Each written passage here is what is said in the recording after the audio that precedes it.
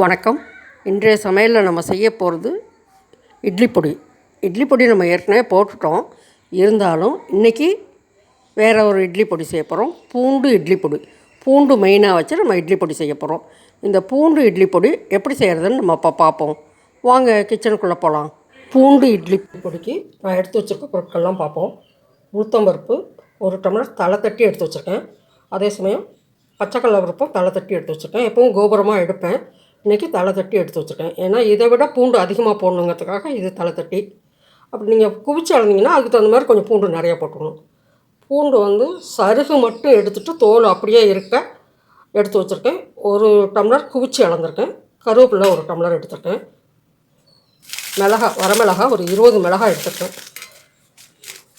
ஏன்னா எள்ளு இட்லி பொடிக்கு எள்ளுக்கும் சேர்த்து நமக்கு வரமிளகாய் நிறைய பிடிக்கும். அதனால் எள்ளு இட்லி பொடிக்கு மற்ற இட்லி பொடிக்கெல்லாம் வச்சா ஒரு உலக்குக்கு 10 மிளகாய் போடுவேன். இப்போ நம்ம பூண்டுக்கு கணக்கு சேர்க்க வேண்டியதில்லை. பூண்டுலேயே காரம் இருக்குங்கிறனால நம்ம பூண்டுக்கு கணக்கு சேர்க்க வேண்டியதில்லை. 20 மிளகாய் எடுத்து வச்சுருக்கேன். பெருங்காயம் ஒரு 2 சுண்டைக்காய் விட கொஞ்சம் கூட இருக்கும் எடுத்து வச்சுருக்கேன். கொஞ்சம் கம்மியாக வேணாலும் போடலாம். ஏன்னா பூண்டு வாசம் நிறையா தெரியணுங்கிறதுக்காக கொஞ்சம் குறைச்சே கூட போடலாம். உப்பு 1½ ஸ்பூன் எடுத்து வச்சுருக்கேன். நிறையா போடாதீங்க, கம்மியாக போடுங்க. ஏன்னா பூண்டில் உப்பு டேஸ்ட் வரும். அதனால் கொஞ்சம் உப்பு கம்மியாகவே போட்டுக்கலாம். இந்த பாருங்க, பூண்டு இப்படி இருக்கும்போது சருகை மட்டும் உரித்து எடுத்துகிட்டு இந்த மினுமினுன்னு தோல் இருக்கும் இல்லையா, இதை அப்படியே விட்டுருக்கேன். இந்த மாதிரி தோல் வெள்ளையாக உரிக்கணும்னு அவசியம் இல்லை. இப்போ இதில் நம்ம பூண்டை தட்டி நசுக்கி எடுத்துடலாம். ரொம்ப நசுக்க வேண்டாம், 1-2 நசுக்கி எடுத்துக்கலாம். முடிஞ்ச வரணும் பூண்டு ஒரே சீராக இருக்க மாதிரி, பெருசும் சின்னதுமா இல்லாமல் ஒரே சீராக இருக்க மாதிரி நம்ம எடுத்துக்கணும். ஏன்னா வறுப்படும் போது ஒன்று கறியிடும், ஒன்று வதன்னு அப்படியே இருக்கும். அதனால் ஒரே சீராக இருந்தால் கொஞ்சம் நல்லாயிருக்கும். இப்போ முதல்ல நம்ம பூண்டை தட்டி எடுத்துக்குவோம். எண்ணெய் எதுவும் ஊற்றாமல் முதல்ல உளுத்தம்பருப்பு வறுத்து எடுத்துக்கலாம். உளுத்தம்பருப்பு கடலைப்பருப்புலாம் தனித்தனியாக நம்ம வறுத்து எடுத்துக்கலாம். லேசாக பொன்னிறமாகணும், வாசம் வர அளவுக்கு நம்ம வறுத்து எடுத்துக்கலாம். உளுந்து வறுப்பட்டுட்டு ப்ரௌன் கலராக ஆகிடுச்சு. நம்ம இப்போ எடுத்து பாத்திரத்துக்கு மாற்றிடலாம்.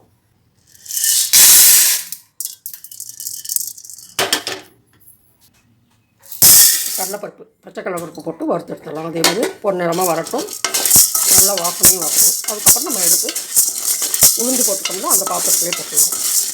கடலைப்பருப்பு பொன்னிறமாக மாறிட்டு நல்லா வாசம் வருது. இப்போ நம்ம அதோடைய போட்டுடலாம்.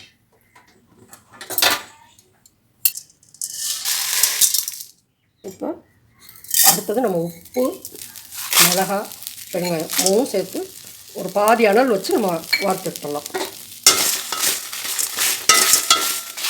உப்பு படப்பட்டுன்னு பொரிஞ்சு அடங்கினதுக்கப்புறம் நம்ம எடுத்து பருப்பெல்லாம் போட்டிருக்கோம், அதிலே சேர்த்து போட்டுருவோம். ஸ்டவ் பொருத்தி எண்ணெய் ஊற்றி வச்சுருக்கேன். இந்த கருவேப்பிலையும் பூண்டும் வறுக்கிறதுக்காக.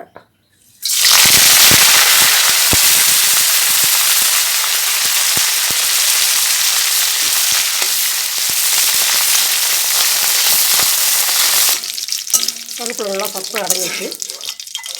இப்போ நம்ம எடுத்து இந்த பருப்பெல்லாம் வச்சுக்கோங்க இல்லையா, பருப்பு மிளகாலாம் அதிலே நம்ம போட்டுடலாம். இப்போ அதுலேயே எண்ணெய் இருக்குது. பூண்டு நம்ம கொஞ்சம் கொஞ்சமாக போட்டு வறுத்து எடுத்துக்கலாம். ஃபுல்லாக போட்டிங்கன்னா நல்லா வறுப்படாது, பொன்னிறமாக மாறாது, தான் இருக்க மாதிரி இருக்கும். பூண்டு பொரியல் குறைஞ்சி கலர் நல்லா பொன்னிறமாக மாறிடுச்சு. இப்போ நம்ம எடுத்து இந்த பருப்பு வகையெல்லாம் போட்டோம்னா அதில் நம்ம போட்டுடலாம். பூண்டு மீதி இருக்கிற பூண்டும் எண்ணெயில் பொரித்து எடுத்தாச்சு. இந்த மாதிரி ப்ரௌன் கலர் தான் மாறினா போதும். கருவேப்பிலை அளவுக்கு பொறுன்னு வரணும்னு அவசியம் இல்லை. ப்ரௌன் கலராக மாறினா போதும். இது பருப்போடு சேர்ந்து மெசைறதுனால நல்லா மெசஞ்சிடும்.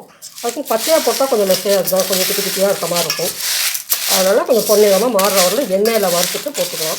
பருப்பெல்லாம் இதாக வறுத்து வச்சுக்கலாம் எண்ணெய் இல்லாமல். இது நல்லா ஆறட்டும். ஆறுனதுக்கப்புறம் நம்ம அரைப்போம். வறுத்து வச்ச பொருள்லாம் நல்லா ஆறிடுச்சு. இது நம்ம மிக்ஸி ஜாரில் போட்டு கொஞ்சம் கொரகொரப்பாகவே அரைச்சிக்கலாம், ரொம்ப நைஸாக அரைக்க வேணாம்.